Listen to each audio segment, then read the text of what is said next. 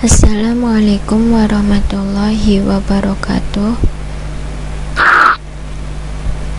Untuk memenuhi tugas ujian tengah semester mata kuliah Al-Islam dan Kemuhammadiyaan 3 pada program studi S1 Pendidikan Kimia Universitas Muhammadiyah Semarang,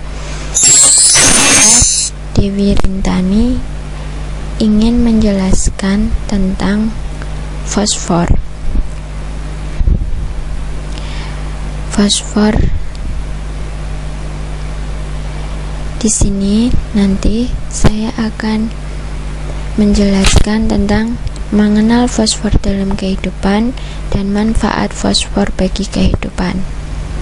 Yang pertama, fosfor sendiri merupakan unsur dalam suatu batuan beku atau apatit atau sedimen dengan kandungan fosfor ekonomis. Fosfor sendiri merupakan sumber utama unsur kalium dan nitrogen yang tidak larut dalam air, tetapi dapat diolah untuk memperoleh produk fosfat dengan menambahkan asam. Sekarang masuk pada siklus fosfor. Siklus fosfor yaitu daur atau siklus yang melibatkan fosfor dalam hal input atau sumber proses fosfor yang terjadi terhadap fosfor hingga kembali menghasilkan fosfor lagi. Daur fosfor dinilai paling sederhana daripada daur lainnya karena tidak melalui atmosfer. Fosfor di alam didapatkan dari berbagai batuan, bahan organik, tanah, tanaman, serta fosfat dalam tanah. Kemudian inputnya adalah hasil pelapukan batuan dan outputnya yaitu fiksasi mineral dan pelindikan. Fosfor berupa fosfat yang diserap tanaman disintesis senyawa untuk sintesis senyawa organik. Humus dan partikel tanah mengikat fosfat. Jadi daur fosfat dikatakan daur lokal.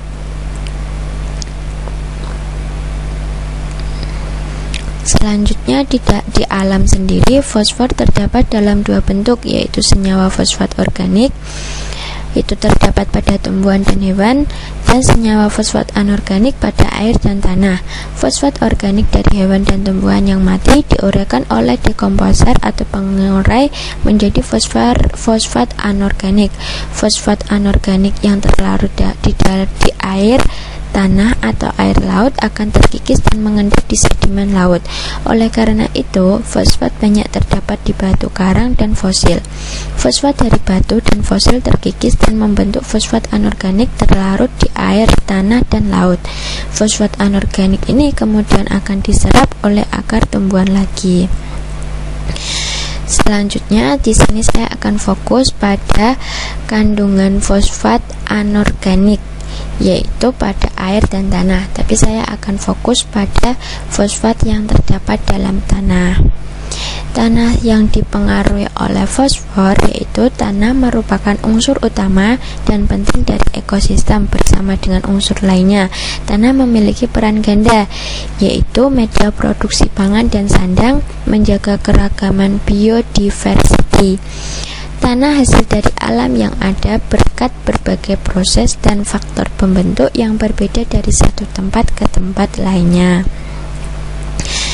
Pada Al-Quran, tanah juga seringkali disebutkan dalam Al-Quran sebagaimana firman Allah SWT pada surat Al-A'raf ayat 58 yang berbunyi Bismillahirrahmanirrahim, wal baladut thayyibu yakhruju nabatuhu bi'idni rabbih walladzi khabutha la yakhruju illa nakida kadzalika nusarriful ayati liqaumin yashkurun, yang artinya, dan tanah yang baik tanaman-tanamannya tumbuh subur dengan seizin Allah, dan tanah yang tidak subur tanaman-tanamannya hanya tumbuh merana. Demikianlah kami mengulangi tanda-tanda kebesaran kami bagi orang-orang yang bersyukur. Pada ayat tersebut dapat dideskripsikan ayat Quran surat Al-A'raf ayat 58 tentang tanah yang baik adalah tanah yang subur.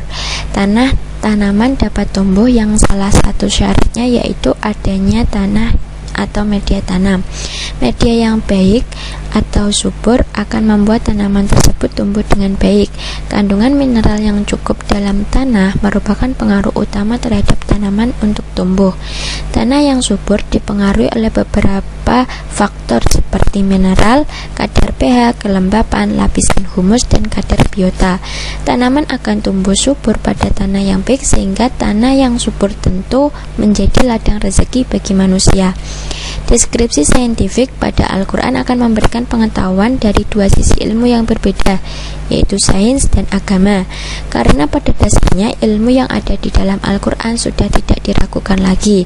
Dengan begitu, manusia diwajibkan untuk menjaga kelestarian atau kesuburan tanah sebagai wujud syukur dan iman kepada Allah Subhanahu wa Ta'ala atas apa yang telah karuniakan kepada manusia.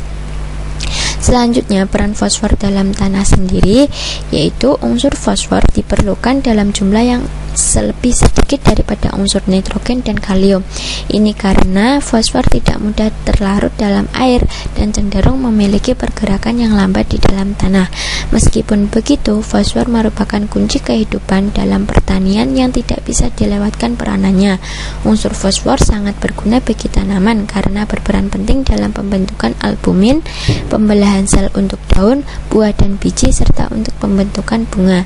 Selain itu, unsur hara fosfor juga berfungsi untuk memperkuat batang, mempercepat pematangan buah, memperbaiki kualitas tanaman, perkembangan akar, serta meningkatkan ketahanan tanaman terhadap penyakit.